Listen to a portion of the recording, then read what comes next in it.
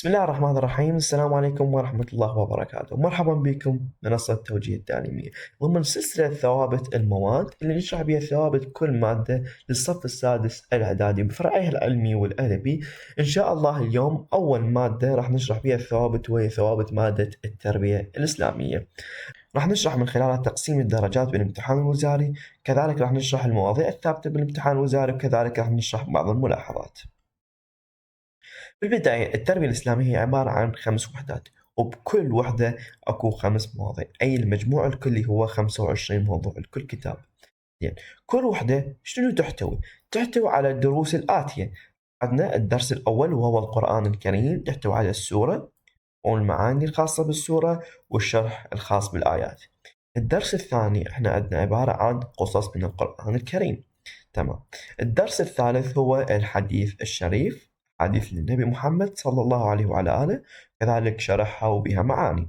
الدرس الرابع هو الأبحاث، عندنا مجموعة أبحاث، وعندنا أيضا الدرس الخامس التهذيب، 5 مواضيع للتهذيب.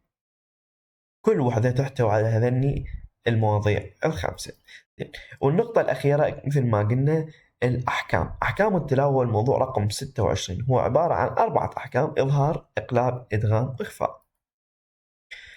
هاي المواضيع الخاصة بالكتاب مالتنا، 25 موضوع مع الأحكام 26 موضوع، مقسمة لكل وحدة 5 مواضيع. زين، شلون تكون تقسيم الدرجات؟ عندنا 6 أسئلة في مادة التربية الإسلامية. السؤال الأول هو عبارة عن أحكام التلاوة. السؤال الثاني الحفظ، آيات القرآن الكريم ال5. السؤال الثالث الفهم والمعاني، اللي هو المعاني الخاصة بالآيات والأحاديث، وكذلك المعاني الخارجية. والخارجية أقصد أنه في بعض المواضيع يوجد معاني، هاي المعاني هي ضمن المواضيع احتمال بين 5 أو 6 حسب ذاكرتي. زين. الفهم اللي هو قصده شرح الآيات. الحديث الشريف يضمن سؤال عن الحديث، وكذلك سؤال عن الحديث وسؤال حديث، تذكر لحديث أو تكتب لحديث. السؤال الخامس هو التهذيب 15 درجة، وسؤال الأبحاث 20 درجة.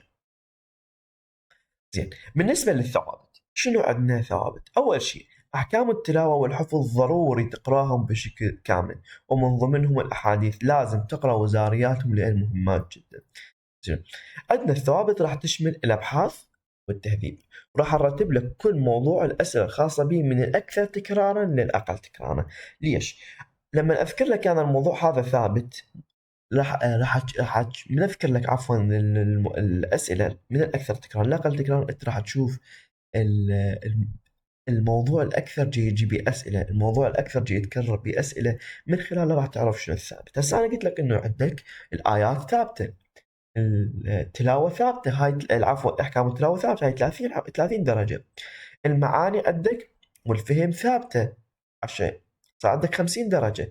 عندك أحاديث 5، إذا تحفظ واحد احتمال تضمنت لك 5 درجات، 6 درجات، 7 درجات من درجات. زين، بهاي الطريقة أنت لازم تقرأ.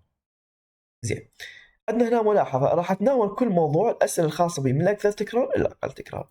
زين، هنا الأسئلة وليس الموضوع نفسه، يعني مو معناه الموضوع الأول هو الموضوع الأكثر تكرار، لا، راح نتداول الأسئلة الأكثر تكرار. يعني شنو؟ يعني بالنسبة للأبحاث، احنا شنو عندنا؟ أبحاث وعندنا التهذيب، راح نذكر أكثر الأسئلة التكرار به. زين، بالنسبة للأبحاث عندنا أولا ما الأسس الثابتة التي جاء بها القرآن الكريم لبنيان الأسرة؟ احنا هذا شفناه السؤال أكثر تكرار. السؤال الثاني ما التحريم المؤقت وما أسبابه؟ هذا الثاني أكثر تكرار. الثالث ماذا يقصد بالتحريم المؤبد وما أسبابه؟ السؤال الرابع ما الحكمة من التحريم؟ السؤال الخامس من هن المستثنيات من قاعدة المحرمات بسبب الرضاع؟ السؤال السادس ما التحريم المؤبد وماذا نعني بالمحرمات بسبب المصاهرة؟ السؤال السابع ما الباعث على الزواج؟ ذني أكثر 7 أسئلة تكرارا بنظام الأسرة الإسلام.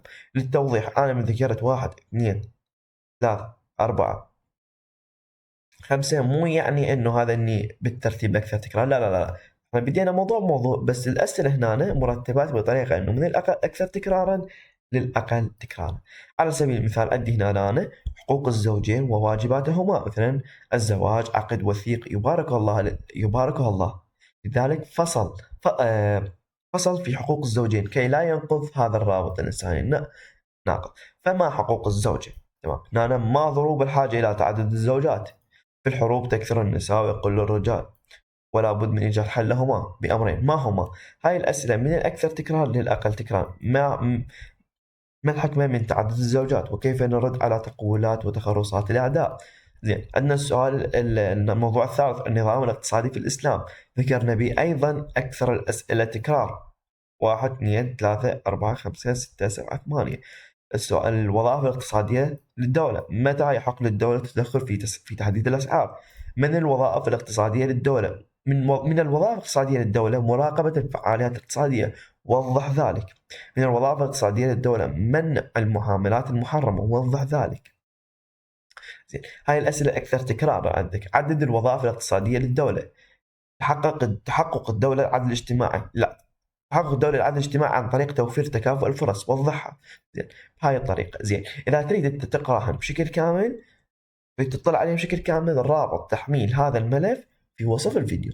تضغط على الرابط وتحملها وتقدر تقرأها. عندنا 7 أسئلة هنا، عندنا هنا 16 سؤال، هو تقريبا أكثر موضوع هذا بالأبحاث. عندنا من مواضيع في النظام الاقتصادي بالإسلام، الوظائف الاقتصادية للدولة 8. عندنا التسامح. التسامح هو ماذا يعني التسامح وماذا يعني تطبيقه؟ عندك التسامح خلق إنساني دعا عليه الإسلام. أيضا هنا عندنا 4 أسئلة للتوضيح. هذا مو كل الأسئلة، هذا من الأكثر تكرار للأقل تكرار، لازم نركز على هذا الموضوع. عندنا التهذيب. التهذيب هي عبارة عن 5 مواضيع أيضا. النهي عن الغضب 4 أسئلة. قصص وعبر 3 أسئلة. الرجولة 6 أسئلة. 5 أسئلة عن التكبر، و5 أسئلة عن القناعة. الآن ذكرت لك أنا شنو الثوابت، عفوا ذكرت لك شنو مواضيع الكتاب، بعدها ذكرت لك تقسيم الدرجات، بعدها ذكرت لك شنو الثوابت الأكثر شيء. كأسئلة شنو ثابتة ممكن تجي الأكثر تكرار للأقل تكرار. كذلك وضحت لك أنه إذا تريد تجيب درجة النجاح فقط تقدر تقرأ أحكام التلاوة 10 درجات، الحفظ 5 آيات تقدر، وإحنا ممكن تقدر تحفظ 4 آيات فقط إذا أجتي وحدة تكتبها. بس عندنا سنة من السنوات أجتي آيتين، كتبنا وأجتي آيتين، طلب منا يكتب الآيتين، يعني 20 درجة تقسمت على آيتين ما خيره. فإحنا لازم نحذر من هذا الموضوع. بس أنت إذا مضطر لازم تجازف. تمام. بس أنا أنصحك تحفظ ال5 آيات، هن بس فقط 5 آيات بالكتاب. إذا جتك 2 وطلب منك تكتب 2 هنا راح تتورط. إذا تريد الدرجة الكاملة وال100 أنت لازم تحفظ 2 كلهن 5. بالنسبة للفهم والمعاني، عندك أنت المعاني تقدر تحفظهن كلهن. عندك الأحاديث، أنت ممكن تقرأ فقط الأحاديث 5 تحصل 7 إلى 8 درجات، وإذا قرأت المهمات ممكن تحصل 10. زين، عندنا سؤال التهذيب والأبحاث، إنه شوي أعقد جزئين بالكتاب اللي هن الأبحاث والتهذيب، وإلا الباقي كلهن سهلات بصراحة. وصلنا لنهاية الفيديو. إذا تريد تطلع على باقي ثوابت المواد، قائمة التشغيل الخاصة في ثوابت المواد للصف السادس الإعدادي تلقوها في وصف الفيديو. لا تنسون تشتركون بقناتنا على يوتيوب، قناتنا على التليجرام. شكرا جزيلا.